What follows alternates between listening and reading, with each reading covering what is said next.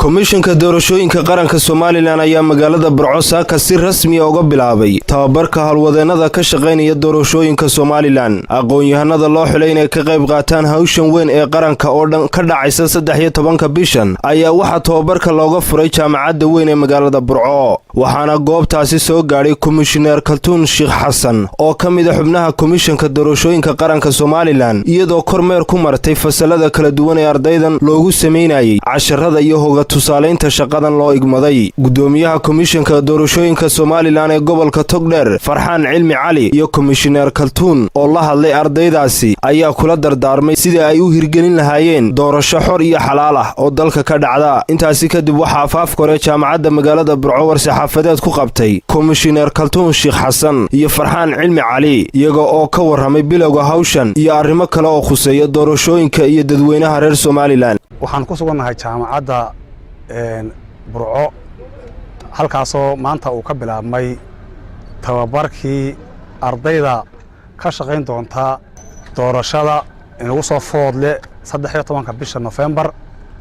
ardaydaasoo tiradoodu ay dhan tahay ta gobolka Togdheer laga qaatay oo ah tiradoodu 763 arday oo dhammaantood ka qayb gali doona doorashada 13 November.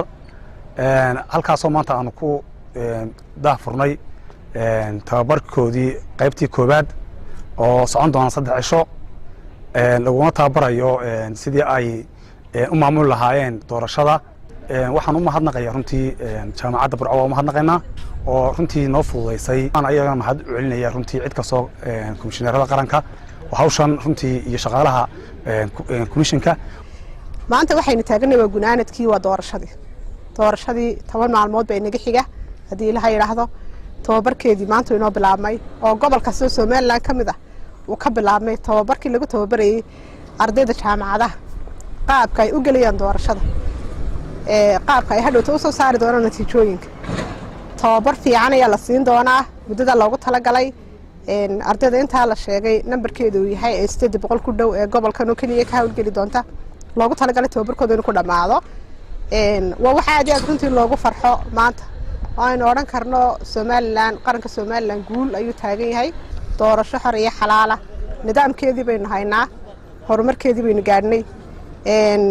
habraaci iyo qaabkii ardayda u sameyn lahaayeen waa loo wada diyaariyay. waa sababta loogu faray maanta tababarka inay u qaataan oo ardaydaasi ay nagu gaarsiiso doorasho xor iyo xalaal noogu dhacdo hadii ilaahay ka dhigo. wax warwar anagu kama qabno komishan ahaan doorashada sababtoo ah hawlgalkeedii oo dhan waa diyaar. waxaan markaa u sheegaynaa bulshada dhammaan inay u diyaar garoobaan maalinta doorashada ee 13 bisha November hadii ilaahay na gaarsiiyo. Ahmed Kaafi Salebaan Carab, Bulsha TV, Burco.